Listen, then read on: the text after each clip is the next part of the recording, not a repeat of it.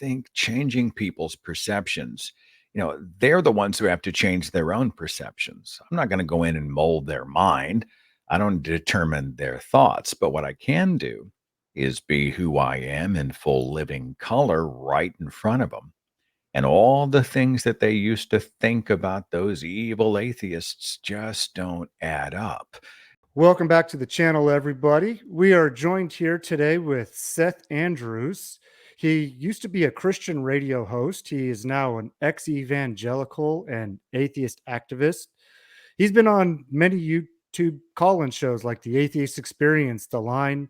He also hosts his own channel called The Thinking Atheist, where he does many interviews. And he's also the author of several books, including Sacred Cows, Confessions of a Former Fox News Christian, and Christianity Made Me Talk Like an Idiot. So, Seth, welcome to the show, brother. Thank you. Thanks for the invite. Good to be here. So, I've been watching you for quite a while now, and you are one of the biggest voices in the atheist activist realm. And I wanted to have you on today because I've noticed over the years your conversation style always seems to be adapting, and you're also always working to have better conversations with people. And I thought today we would have a conversation about conversations and how we could have better conversations with people, especially those who don't necessarily always agree with us on our stance and everything, and also to have conversations that are productive rather than ones that just turn into, oh, you're just an asshole, you're just an idiot, those types of conversations. Because I'm sure throughout your experiences, you've had many times where, A, you've probably gone down those roads of making those mistakes, but B, learn from them and try to make them better. Would that be Yeah, a some of correct it I assumption? think was about trying to better understand why I was doing what I was doing was not working. You know, I walk into a room with a list of bullet points and say, "Don't you see?" I would show them the contradictions in scripture or the overwhelming evidence for evolution. And I would say, "Don't you see?" And instead of epiphany, they would fight, flight, or freeze. They would just double down. They would walk out, or they would get indignant and push back. And in my naive mind, I didn't really understand that facts rarely change minds. If I had been a devout believer and somebody had come to me and said those things, and I had been married in my heart to my faith, I would have started in a defense posture. And if somebody came after those identity beliefs, I would have pushed back because this was really an attack on my person, who I was, my culture, my community, everything I knew or thought I knew. And so over time, I got a little less sarcastic and much less confrontational in the one-on-ones. I'm still pretty snarky on the larger macro level. I think there's utility there, but in the one-on-ones, it's been more about, questions, the Socratic method, trying to find shared humanity. People change their minds when they feel safe, and they won't change their minds when they feel unsafe or judged or any of those things. If I go in on the attack, this idea I'm going to ridicule or mock somebody out of their faith, or I can just throw data at them, that was naive. And it took me a long time to wake up on that score, and I'm still navigating. It's an imperfect journey, but I'm actually doing a speech at the University of Tennessee coming up in 4, 5, 6 weeks, something like that, end of October. Um, and it's going to be about why facts don't change minds, understanding why we marry ourselves emotionally to opinion and why those opinions then become so hard to change. Yeah, I've noticed the same thing in my conversations too. I actually have a good friend who he just recently told me he doesn't identify as being a Jehovah Witness anymore. That's where I came from. I used to be a Jehovah Witness, and he still believes in the Bible, and he still talks to me a lot, which is good, and I've been trying to employ more of like what you said, the Socratic method, and not just spit facts at him, but try to get to the heart of where he's coming from. And I've noticed like the times when I spit facts, it's just kind of like hitting a wall. But then when I go with the other approach, and he seems to be more reasonable and has a better understanding of where I'm coming from, and we get on a common ground even better with that. So I think that's a great way to go about it. So to start off with, I wanted to ask you, what motivates you to get out there to have these conversations to begin with? I guess I've always been a crusader. When I was growing up, I was on the front lines. I was an evangelical kid, you know.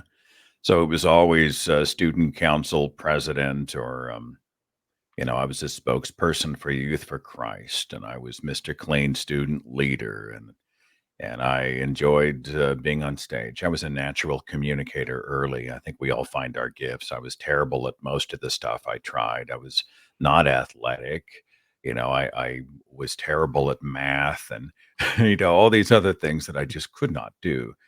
And yet I was always able to kind of flap my gums and be able to articulate things, communicate.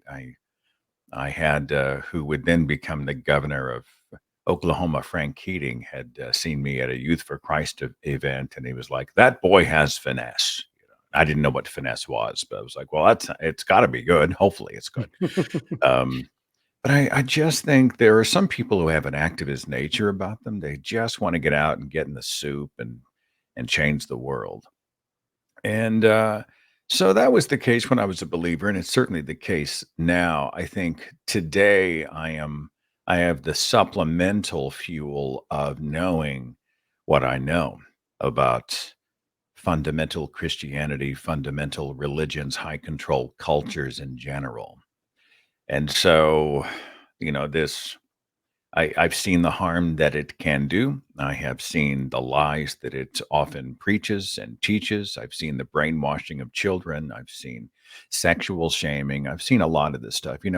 There are a lot of aspects to religion, even high control religions, that can seem attractive. The feeling of family and community and purpose and alleviating the fear of death and all these other things. But, beyond all that, you've got some really problematic and sometimes very destructive stuff. And knowing that those things exist and knowing I've got that insider's view, I can then be a whistleblower about it.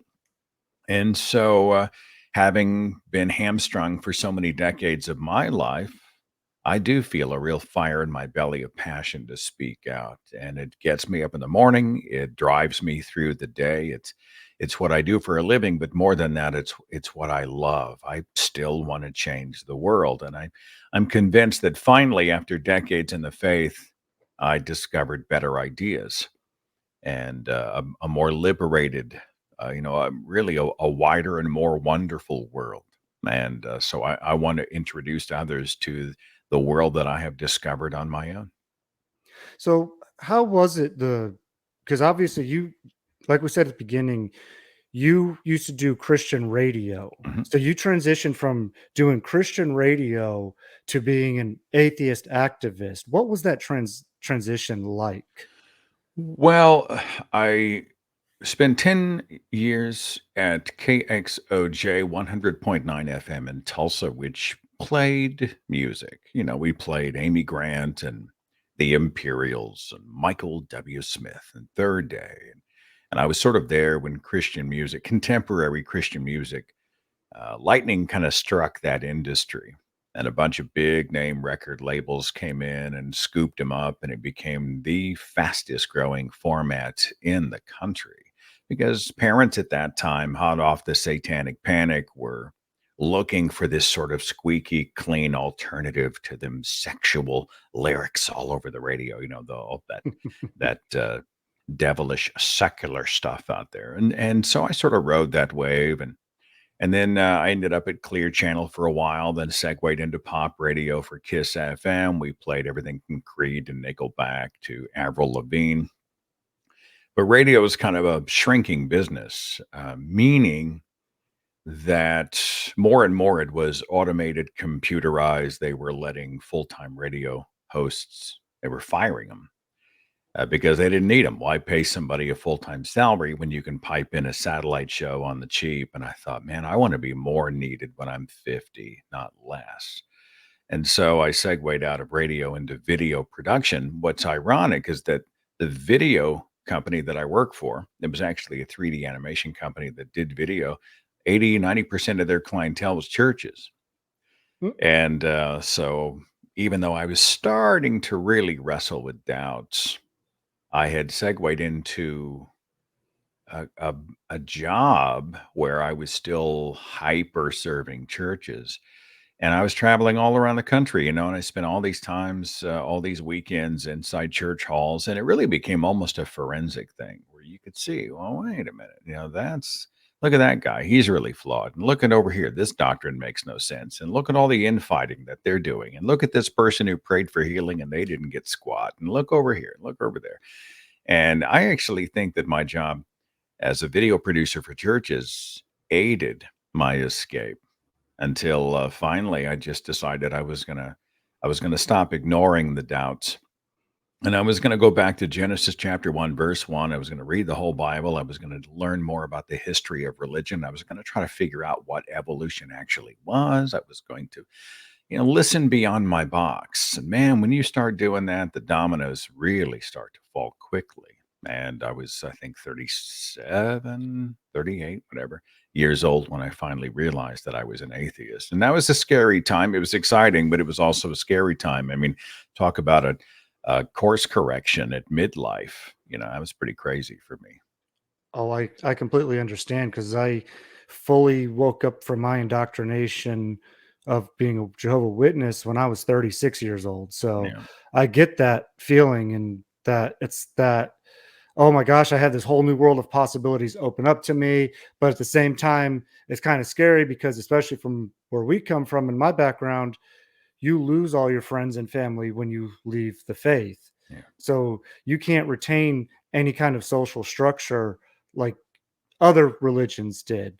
But when you were going to those churches, were they all different denominations of Christianity? So that's why you were seeing all the differences and the Oh, yeah. infighting and everything. Yeah, well, I mean, yeah, I mean, you saw the Pentecostals, or more than it was the non-denominational Assembly of Gods, which were kind of a moderated Pentecostal, and we'd go to the Fundamentalist Baptist Church. Well, are you a Southern Baptist, or are you an Independent, or a Free Will Baptist? And then we did some Lutheran churches. I think we may have done a Catholic church. It's funny, I come out of a culture where people say, well, are you Catholic or are you Christian? Because we considered Catholics not to be Christians. They were going to hell for some reason.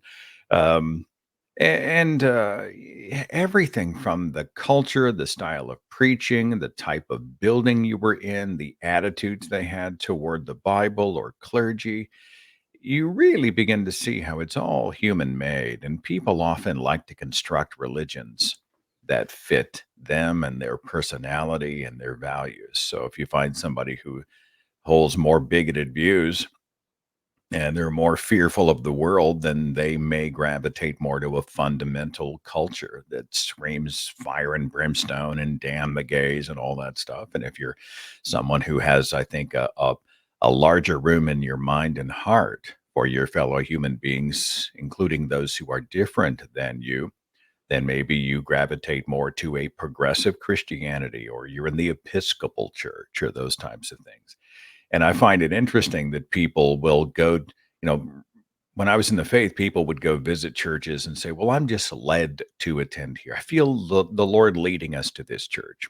But what I've come to see is that people are gravitating to a place where they feel comfortable, that aligns with their personality and values. And then they simply say, well, it was the Holy Spirit that brought us here. It was Jesus that brought us to this place. When in truth, they're almost certainly finding a spot where it kind of fits. It fits who they Yeah. are, how they want to do it, what they think, how they feel. And then they say, well, it was Jesus that brought us here. And my dad and I were talking about my grandfather the other day when because he was the one that started our family being Jehovah's Witnesses, and he always liked to say, my dad does anyways, likes to say that my grandfather became a Jehovah Witness because they hated the same things he hated. Yeah. And so it aligned with his values in that regard. And then it gets passed down the family line, right? The major Y- determiners for somebody's religious faith are almost always family and geography. Where were you born? Exactly. What's the religion of your parents? And then Yeah. we say, "Wow, how lucky are we? How lucky are we that we were born in the right place at the right time, to the right parents and the right religion? How fortuitous, and then how sad for all those other unwashed, unsaved souls out there. We must go and reach them and teach them our truth because their truth is actually a false truth." That kind of thing. Yeah. And that's why the witnesses come knocking at your door Yeah. because they think they have that one true religion. And also, on another point, too, like, so you worked in the Christian radio with all that music. We never listened to that kind of music because our Christian music was written from within our own organization. So we never really listened to the outside Mm. world's music when it came to the religious music. So, like, we were really isolated in that regard. So, like, when if I ever came across a Christian station, of course, I do it now, and it's the same as I did back then. I just flip right by it because I don't really care for it. Never did, but even more so now that I'm no longer in a religion. We'll talk about personal taste. We had a revival preacher. His name is Bill Stern. I'll never forget his name, and he was a fire and brimstone type. And he came to our church during a week of revival. And for those who don't know what revival is when they bring in some, heavy duty, hard hitting evangelist for a week, a guest preacher. And it's supposed to bring in new people, and you do a service every night for 5 nights or whatever. And it's this revival of our mission for Jesus Christ. And so Bill Stern comes in. Well, he ends up going off and preaching about the evils of Christian bands like Petra, all that Christian rock music with those evil drums and guitar riffs. The devil is imbued in there. And turns out his favorite music was country. So, down and dirty loving and all that stuff, drinking and, beer and all that, that's fine. That's okay. But rock and roll in any form was awful. And it was another great example of how people were taking their own. What was it Susan B. Anthony said? Is something about, "I'm suspicious of those who say they know what God wants because so often it aligns with their own desires." And that was certainly the truth for him and many others. Yeah, that makes a lot of sense. And it seems to be that way with anybody who's part of a religion because if they were raised in it, then those values were given to them by their parents, so it aligns with their values automatically. Or sometimes the people who do convert, it aligns with their values in other ways that only make sense to them, really. Mhm. So I'm going to continue on with our conversation here. So when when you're on like one of the call-in shows, and or it doesn't have to necessarily be that, just in general, when a conversation starts to go off the rails and the other person is continually falling into logical fallacies in their arguments, do you try to direct the conversation to more reasonable terms, or do you try to look for a way out of those conversations because you have a feeling they're not going to really go anywhere? Well, it's situational. I think the first thing I have to try and determine is intent. Is this person a closed system? I call them seminar callers, where they call and they're just preaching. We had one on the line the other day, and it was just like reading a freaking brochure from a Christian bookstore. It's like he wasn't really speaking, he was like a parrot. And so I think, how much time am I going to spend to someone who is not listening? Are they trolling? Are they perhaps cognitively impaired? I mean, I've had some people call and you think, this person may not be playing with a full deck. Like they may have some kind of issue. Well, then it becomes irresponsible to continue to platform them because that may turn into a kind of exploitation. Are they earnestly interested in the truth? Are they good people with bad ideas? I was for a long time. I was a fundy Christian, but I wasn't a bad person. And we in the atheist movement sometimes, too often, become reductive when it comes to religious people or those who are outside our circle and have even bad ideas. And we feel superior and they're inferior and they're idiots and they're unreachable and all these things. And so, I mean, it's really, for me, it's an imperfect model, but it's call by call. Also, some people don't realize, but the calls serve the show much more than the show serves the callers. And that's something that makes hosts uncomfortable. I'm not dismissing the calls. I think it's important for us to try to serve those who dial in, especially those who are operating in good faith. Maybe they're bringing a position, an argument, an opinion, what they think is an epiphany, and then we engage. I think we certainly want to do that. But if that call is not serving the 50,000 people who are clicking the link, if it's too esoteric, if it's bizarre, um, if it's redundant, if the caller can't finish a sentence, if the connection they have is not a good one, so you can barely freaking hear them, or it's distorted. We had that the other day. Then we as hosts have a responsibility to the larger audience to make sure that they are being served. I think you can serve both, but the priority is that we are demonstrating what our position. We are engaging responsibly with a caller based on where they are. If they are not acting in good faith, we either draw a circle around the fact that they are not acting in good faith and as adults in the room segue out, or we show people how interactions can be done with an interlocutor. But the second momentum runs out or people begin to check out in the audience, we as hosts need to get out. We have to just decide, well, I'm not serving the audience here. We are going to have to move on to the next caller or the next segment of the show. And that's a hard thing for a lot of hosts to get around. They feel guilty, or maybe they just get locked in this sort of swirling eddy where you just 35, 40 minutes on one caller that's a brick wall. That's problematic. So if you've noticed, when someone else hosts, I'm happy to defer to their timing and their decision making on the switchboard, when to stop, when to start. But if I'm hosting, the second I feel momentum leaving the show, I'm out and I move on to the next call. As was it in Trek? The needs of the many outweigh the needs of the few or the one, and I think that's my philosophy for call-in shows as well. And you are talking to a big Star Trek fan right Ah, here. okay. Well, that resonates with you So then. Good, yes, very much so. good.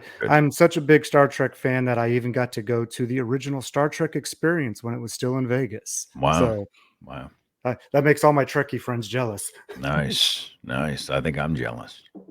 But I wanted to say something about those call-in shows and what you were talking about, because those call-in shows, like when I was first exiting the religion, I listened to those a lot.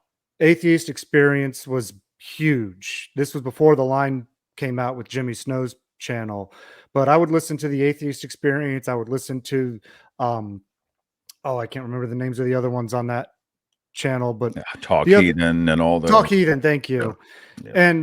and whatnot. And now there would be times I'd be listening, especially when Matt Dillahunty was hosting a show, and he'd be cursing them out and jumping up on them and getting mad sometimes. But for me, I was one of those audience members that was listening to what he was saying, not how he was saying it. And I found that resonated a lot. Not that his method was resonating with me, but what he was saying was resonating with me. And that really helped me in my deconversion process, and to really think and break down, well, do I believe in this? Why did I believe in it to begin with? And, start to really break through the walls of my indoctrination until I came to the conclusion, no, I don't believe in this anymore. And that's why what you were saying is so important, how those calls are approached, how the audience is handled really goes a long way, because I am sitting here as proof of that, that those conversations do work and they do get through to people. I'm glad you So, escaped, and I'm glad you yes. busted out. And I'm glad for people like you and Matt Dillahunty and everybody on those shows who takes the time and sees the importance of these conversations to have, because people are listening out there, Yeah. and you might not be converting everybody or getting them to deconvert on one phone call or on one show, but they're listening and they're learning, and slowly but surely, the walls break down more and more and more until finally they just realize it's all just a bunch of bullshit. Well, that's an example of someone who would never pick up the phone who was served by the show, right? The calls serve the show don't serve the calls. And so were one of tens of thousands of people who were watching and assessing from a position of relative safety. You weren't being attacked personally, and you were digesting the ideas, and you were served by those shows. And I think that's the goal of any call-in show.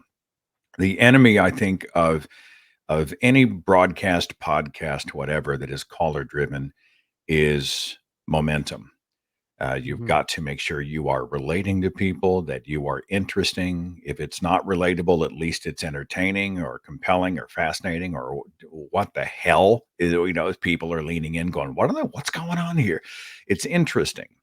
And the second you begin to feel momentum leaking out of that conversation, I think that becomes a point where you start looking for the exit. It's no longer being productive. But when they are productive, it's funny. I've had some calls on a show and we've gone a half an hour, and the time flies because it's so rich and wonderful and personal and amazing.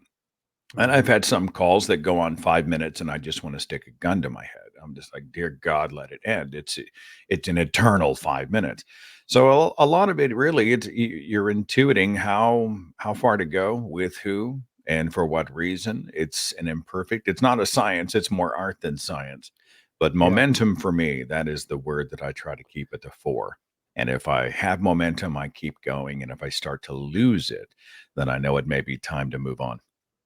And I think a lot of that too comes from your background as well, because you learn how to read people, you learn how to read the conversations and get the feel for them. So you know if this conversation is going to go off the rails or not. So you know that you're going to be either looking for a way out of that conversation soon, or you're going to really dig into it and try to get the meat of it, because you know it's going to be a good conversation. And Well, that's I also think there's a way to maybe draw people back without berating them, without shouting at them, without name calling. If someone's going off the rails, I will often jump in and say, "Well, we've drifted way far from the point that we were speaking about. I'm going to draw you back. Let's come back to square one." I think there's a way to do that strongly, but usually kindly, and refocus people. Sometimes they don't realize they've just left the road and they're out wandering in the weeds. They're just speaking a stream of consciousness thing, and they need a guide, someone to keep them on track. And I think there is often a way to do that as a host without calling them names and making them feel stupid, and just saying, you know what, let's come back. Let's come back. Whoop, that's my dog. Sorry. Oh, I know you He's have dogs. It's okay. I he have is a a lot of descendant dogs of the wolf. myself. We breed dogs, and I have a lot of dogs, and they're just on the other side of this wall here, so don't worry about that. Yeah, sorry about it. I don't. They heard a mailman or something. Honey Bonnie, quit it. They are small, but they are mighty. Linus and Yes, they are. Gracie. So, Yes, I follow you on Facebook, so I followed your dog stories as well. So, well, thank you. not that I'm stalking you or nothing. I just follow No, you on no, you're Facebook. very kind. Very kind. um, so let me ask you though. So we've been talking about how you've been doing these call-in shows. What about these same types of conversations in your personal life? How do you go about with those ones? Because they're a little bit different, because you can't just hang up on somebody and you can't always just walk away from them. How do you Yeah. handle these in your personal life? Well, that's boy, talk about situational. I think it depends. But when I'm in the circle of someone, it's funny. You can tell people are nervous talking about what I do if they find out. Yeah, you can tell if you're at a table of people and they're like, "Well, how's your job? How's work? How's work?" And then they sort of skip me because maybe they don't want to know. I think a lot of people are. It makes them nervous to be in the presence of someone who doesn't validate them. All their friends are Christians. Everything they do is Christian. And wait a minute, do I really want to know what's going on? And I think some of that is protective because if I'm going to openly challenge their faith, then they're going to start to squirm. But I think a lot of them, even secretly, are curious. My tactics are imperfect. If I knew how to change minds, everybody's mind, including my own, all the time, because we are all flawed human thinkers, I'd be on. I would literally be a global name. I'd be able to, I'm just swatting at this stuff like anybody else is. I don't have a magic bullet. But one thing that I have found that helps, at least not to shut down discourse, is I use the word I a lot. So I don't walk in with all those data points and be like, well, you're believing something wrong. You were indoctrinated and you need to open your mind. And you need to grow up and all these terrible things that some atheists say to religious people. I walk in and I talk about me, which keeps them off the defensive more. I remember when I was raised, I thought to myself, was I given a choice? I was taken to this private Christian school. I wasn't introduced to a lot of other ideas. And as I got older, I remember thinking, wow, I really would like to find out more about what other people are thinking and saying to discover what I think about it, not what I was trained to think. So by using the word I, there's a lot of utility there in keeping people from feeling like you're coming after them. If you go you, it's almost like when you say you apologize to someone. Big difference between saying, "I'm sorry you got hurt," or "I'm sorry I hurt you," right? "I'm Mhm, sorry you mhm, got hurt" is not really an apology. You're mhm, essentially blaming them for the fact that they're hypersensitive and you're probably not in the wrong in the first place. "I'm sorry you took it that way. I'm sorry you don't understand." And instead, you reverse those streams and you say, "Well, I'm sorry I wasn't clear. I'm sorry that I came off the way I did. I will try to do a better job of communicating." You do that kind of thing sincerely, and you can really keep people's minds from shutting down. And then I ask a lot of questions. I don't do much in the first conversations. I don't try to, build Rome in a day. At first, I'll be like, "Well, what was the religion of your mom and dad?" I'm curious. I think if I had been born in another part of the world in Saudi Arabia, would I have been a Christian? I don't know. What do you think? Like, do you think if you and I had been born in a different part of the world, do you think we would be? There's a way to sort of plant those seeds. And what you're doing is you are providing the crack that lets in the light in the hopes that when they are away, right? I don't hit him over the head with a hammer. I don't keep going. I just throw those few nuggets out at the very beginning in the early conversations. And then it's my hope that when they're lying in bed at 11 o'clock at night, they're thinking, if I was born in Mexico, maybe I would be Catholic. If I was born in Yemen, I probably would have been raised Muslim. What if I had? What if? That's interesting. Well, how much have I really thought about what I believe? That's my hope. More than anything else, though, I am weary of how the internet has reduced us to tribes throwing verbal grenades at each other. I think one of them, forgive the long answer, brother. oh, you're Um, fine. what I will see is a riff on we can have differing opinions and still be friends. But if you think this, and this, I want nothing to do with you. And I understand the heart behind that. If you oppose gay marriage, or if you are an enemy of a woman's right to choose, or if whatever, you are that. This is not merely a difference of opinion. You are ruining the world, and I want nothing to do with you. Well, it comes, I think, often from a noble place. We want to be people of strong conviction and values, and we want to communicate to the marginalized groups in our lives, whether it's LGBT people or non Christians or whoever. We want to communicate that we are strong advocates. We're on your team. We got your back. We're not going to take any crap, you know. The problem is, I think that is reductive and often harmful, that you are guaranteeing that you will never change someone's mind. And then the justifications kick in. Well, I'm not interested in changing their mind. If they're that stupid or bigoted in the first place, they're probably unreachable. They simply must be crushed. Dr. Jonathan Haidt, psychologist, calls this motive attribution asymmetry. We say that we are righteous and noble, and they are wicked and stupid and can never be reached and have to be destroyed, right? It's us versus them. But I'll tell you, I don't think that's helpful. I think we have to cross paths and even develop relationships with people that have even very problematic ideas. I was a good person who was anti gay. I was a good person who was anti abortion. I was a good person who had all kinds of bad ideas. The founders were Christian. We're a Christian country that belongs to Christians, blah, blah, blah. I wasn't a bad person. I just needed a chance. And so this writing off of people, as one-dimensional villains in our story, and then we play hero, to me is that's problematic. And I'm going to get a lot of pushback for that. A lot of people say the second that you come after my, trans friends, you're dead to me. I understand the heart behind that, and I appreciate it. But I'll tell you, I don't want to crush people who are anti-LGBT. I want to reach them. I want to open their mind. I want to humanize the situation. I want to try to rescue them from bad ideas. Perpetrators of bad ideas are almost always also victims of bad ideas. This shit does not fit on a meme. It's not a bumper sticker.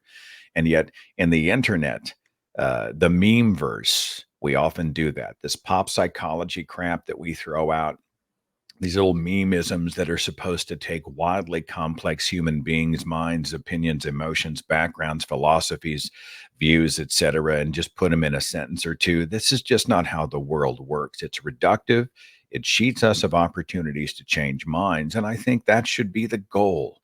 I need to go out and embrace the better idea. I want to change a mind, even if it's my own. And so I sure would like to see less tribal vilification in grouping and out grouping and more about trying to start conversations based on shared humanity.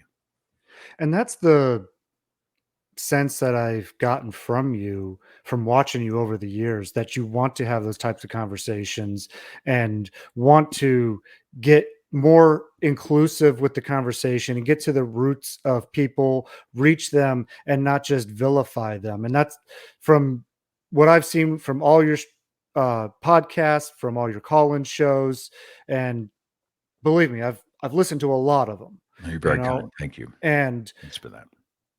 that's why I wanted to have you on my show here and on my channel, because that is the sense I got from you. And I thought that this is a very important conversation to have on how we can have better conversations with people rather than just trying to vilify them and just black and white mentality, because that's Yeah. what cults do to people. They give you the black and white mentality, us versus them. It's either our way or the highway. And you know, I'm guilty of it too. I sometimes lash out on at somebody on the internet who's just being, you think they're just being so stupid, but and then you lash out and then you're like, then you kind of step back, well, maybe I could have handled that better. You know, We've all maybe that wasn't snarked. the right way to do it. I'll do that, especially if somebody comes in and they're being kind of barbed. There are times when I'll work to de escalate and try to reveal that I'm the adult in the room if possible. And there are other times when I'll hit a return volley. Again, I think it's case by case, but Mhm. you and I live in a world that is increasingly both connected and disconnected at the same Yeah. time. Oh yeah. And I think the dehumanization it's a challenge. And so saying you're an idiot, all these name calling fests, You see a lot of "I'm sorry, you're an idiot. I'm sorry you don't get it," or we respond with, something that is guaranteed to fail. I don't know. I don't have the answer. I don't always get it right. But I will tell you, I'm tired of the shouting. I'm tired of all the name calling. I'm tired of the smug superiority. And I'm tired of this idea that we as atheists aren't susceptible to very human flaws, that we can't be knee jerky, that we can't have bad ideas, that we can't be toxic to other people, that we can't be wrong. We need to have some intellectual humility out there Mhm. and engage with that humility. And I don't see enough of it. And so all I know to do is try to lead by example and apologize when I get it wrong.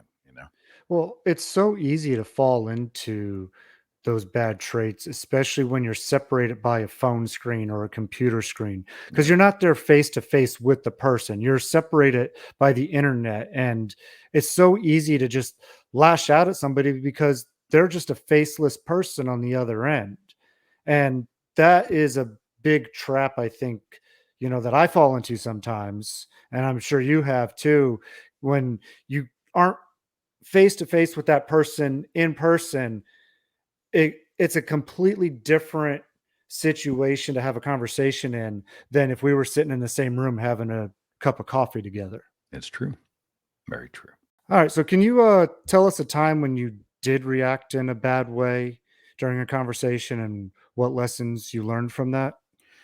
Yeah, I mean, I've especially in the early days, I don't know, if I disagreed with somebody or I thought they were off base or even within the atheist movement. Good luck defining that, right?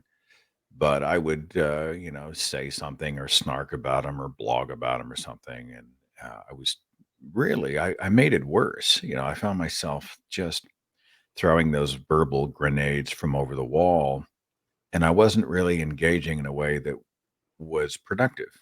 I was guaranteeing I would put them back on their heels, and I can be, I can be that guy. But I realized, man, I'm making it worse. And an example of the reverse was there was a guy, famous dude. I'm not going to throw him out, but I'll just tell you, he was a pretty well known guy. And I had posted something about, remember that billionaire submarine? He made it out of carbon fiber of all things. And then they go down Hmm. and the pressure of the depths crushes the sub and everybody inside dies. And people begin snarking. One less billionaire, screw that guy. He had it coming. Ha ha. And I thought these are human beings. And I'll tell you, whether or not you think being a billionaire is moral or not, and I don't think it is, um, these are people. Lives were lost and they were terrified and facing what could have been at the time there was suffocation and all of these horrors. Imagine being under there. And yet here we are on the internet laughing about these horrible deaths. And I remember lamenting that online. And this guy comes in and he's like, nice virtue signaling. And wow, aren't you lofty? And aren't you the man? And he's kind of roasting me. And I started to type my snarky response, and I stopped myself. And I walked away for a second, and I came back. And I said, "Hey, man, by the way, let me start by saying that I love your work. Your book's amazing. Your channel's wonderful. I am a fan. Let me try to explain why I was concerned in the hopes that maybe I could be better understood here."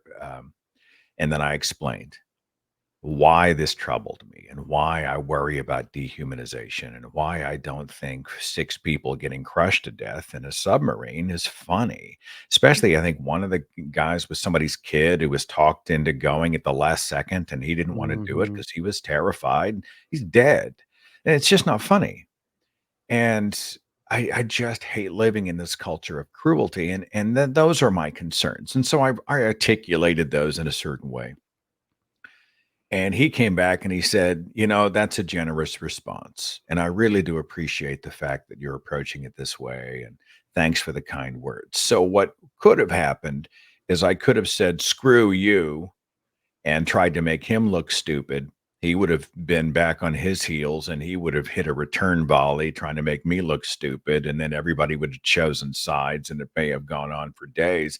And instead, I just took the air out of all of it at the beginning and said, let me try, and this is another example of the use of the word I, let me try to explain what I'm thinking and the concerns that I have in the hopes that I might be better understood. And again, I'm a huge fan of you and your work. Thank you for everything you do. This is the language of de escalation. This is the language of potential connection. And that's exactly what happened. He came back and he said, yeah, appreciate your generous words. And I totally get where you're coming from. I don't know if he apologized or not, but it was an apologetic tone. And we remain friends today.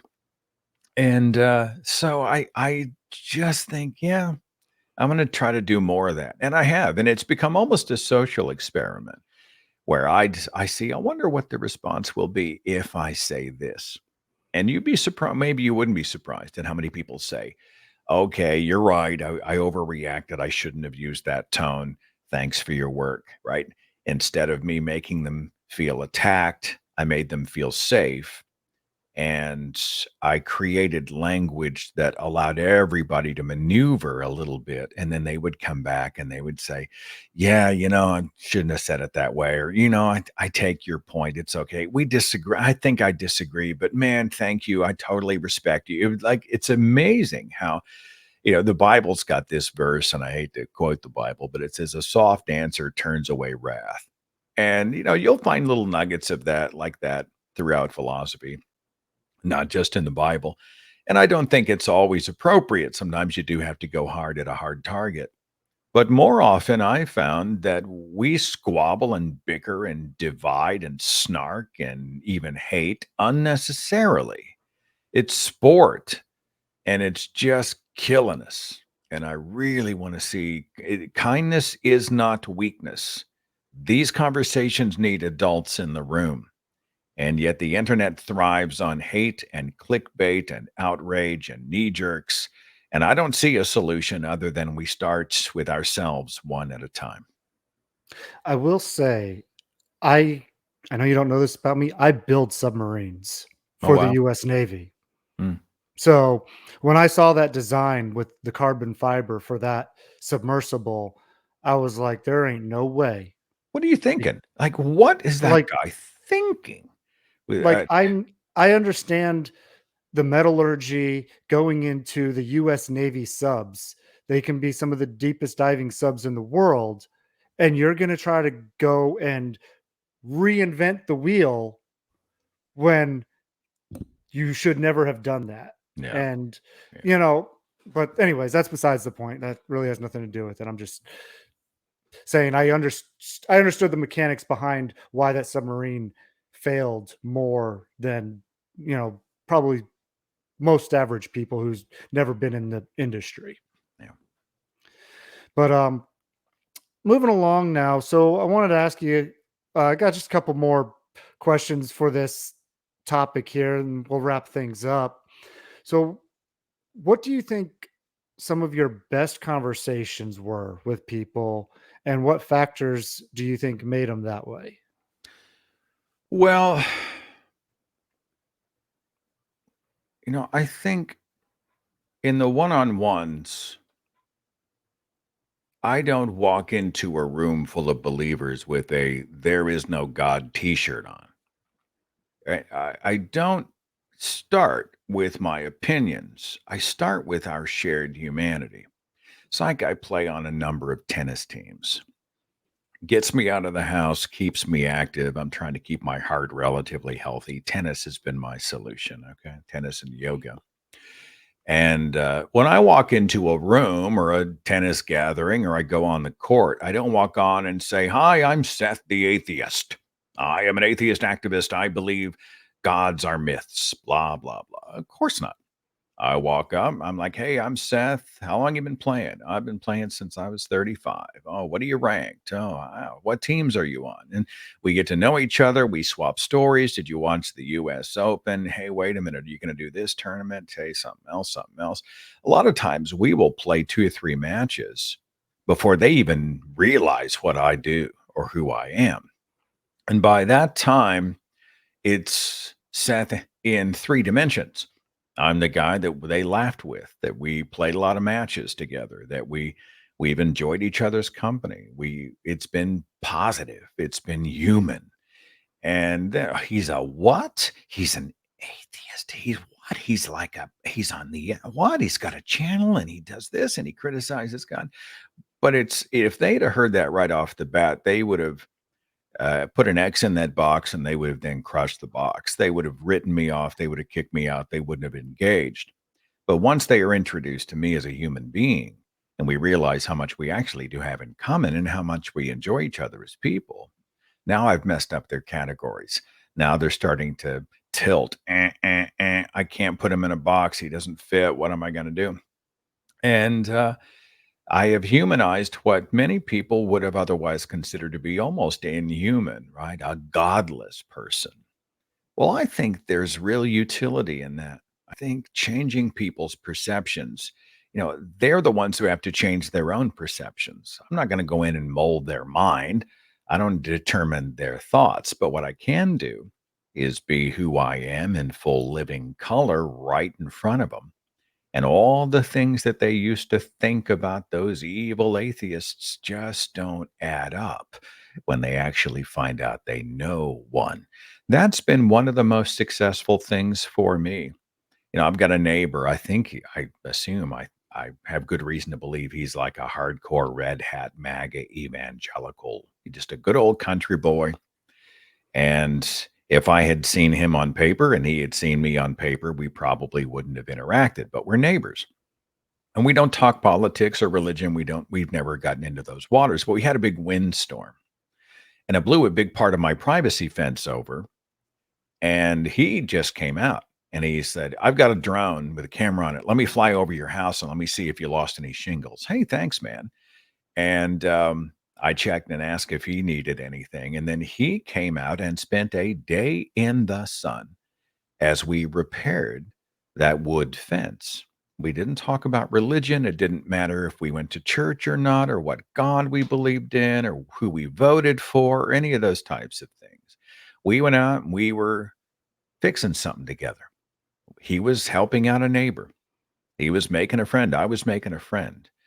And, in the internet, in the meme verse, you see somebody like that and it's war, but that's not the real world. And I think then I saw him in greater dimension. He saw me in greater dimension. And I think that groundwork might provide an opportunity for conversations in the future. These are long games. We are playing chess, not checkers. But I'll tell you, I would take my neighbor, Don, the evangelical country boy believer who voted Republican in some ways. In a pinch, if I needed a problem solved, I'd take it, you know, in the hopes that the bad ideas that he had, which are much like the bad ideas I once had, that we can have a productive and fruitful conversation about those and see minds change. Humanizing each other. That's worked for me. And I really think that is the best way to do it because that's the approach I try to take in my personal life as well with people that I interact with either at work or out in the public. I don't like you said, I don't start off, oh yeah, I'm James the atheist and I do this show and that show. No, we just talk and we just have a conversation about whatever. Doesn't have to be religious. It's just a conversation and find the humanity in that person first. And then if those conversations do come up later, they're already softened up to you and are more willing to listen to what you have to say in the matter. And hopefully, like you said, with that approach, it'll open up minds and help change minds down the road. The dogs are all keyed up. I don't know what's going on outside. Sorry about that. No, it's not a problem, man. Like I said, I've got lots of dogs. Fortunately, my 3 kids are at school right now, so all those distractions aren't bothering us too much, but I get them, so you're fine.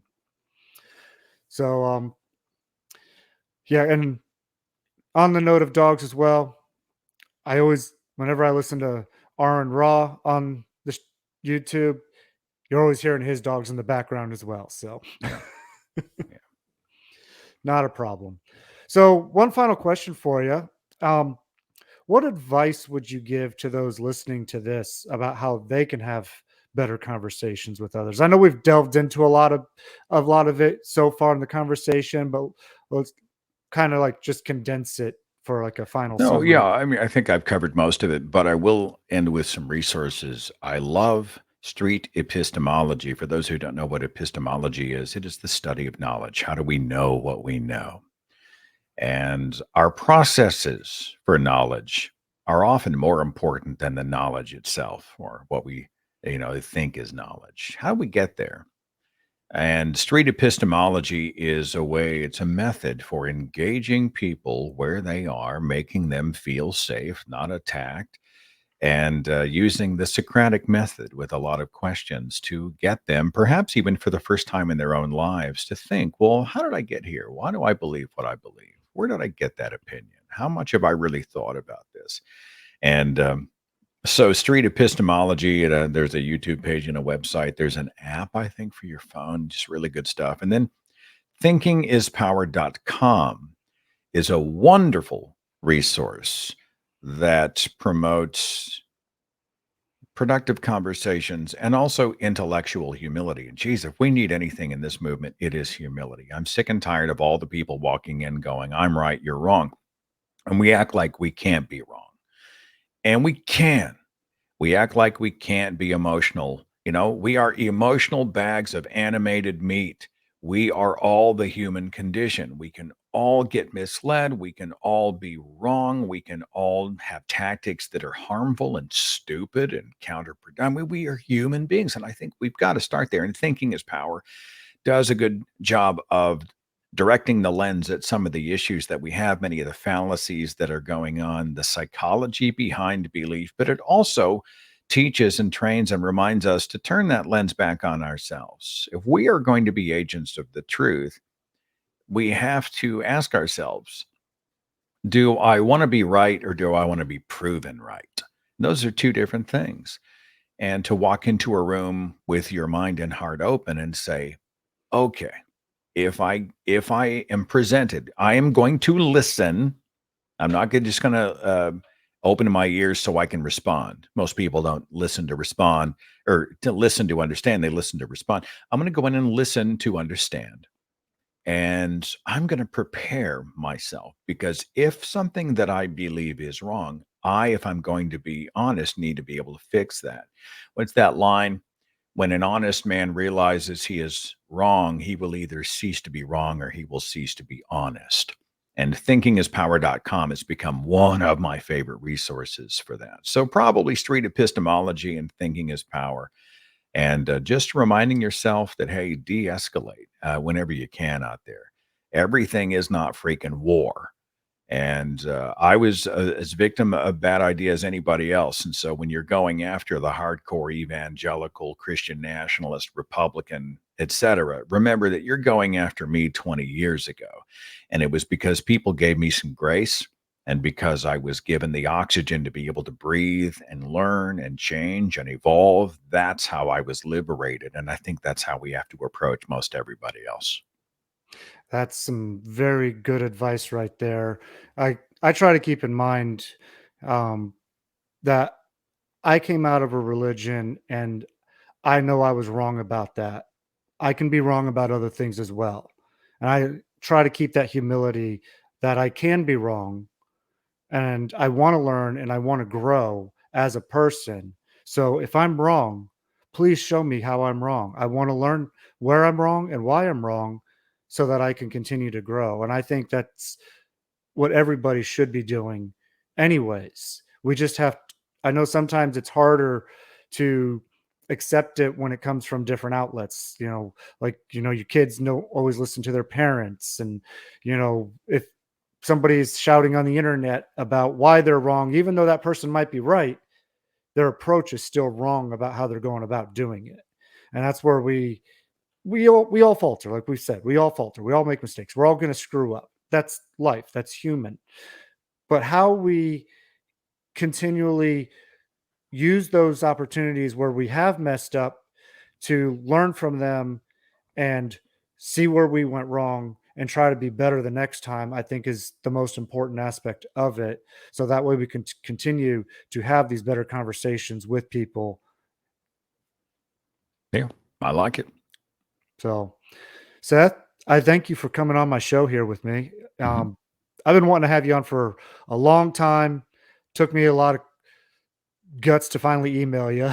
No, not Just at all. Usually for me, it's about schedule. I find myself, I meet myself coming and going. It's just a crazy life. It's a good life, but it's crazy. My inbox is insane, and the travel schedule and the content deadlines and all these other things. But it was nice to chat with you, and I appreciate the time and the oxygen to do so, and all my best.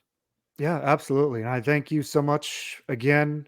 Um, Please put any plugs in that you want here at the end for if anybody who doesn't know you. I can't see how anybody watching my channel wouldn't know you yet, but if they don't, who are you? Oh, Where can we no, find you? easily done. I'm the host of thethinkingatheist.com, which is a website, community, and podcast. I am not the thinking atheist. It is an idea, not a person. And then my personal website is sethandrews.com.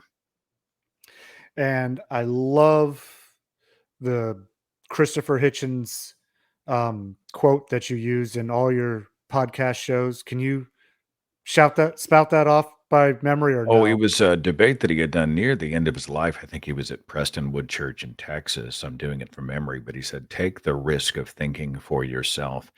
There is much more happiness, truth, beauty, and wisdom that way. And I think that's a great coda for living. Yes. And I love that you use that quote in your intro to your podcast. So keep on thinking for yourselves, everybody. Keep on having better conversations. And until next time, we'll keep on keeping on. Take care.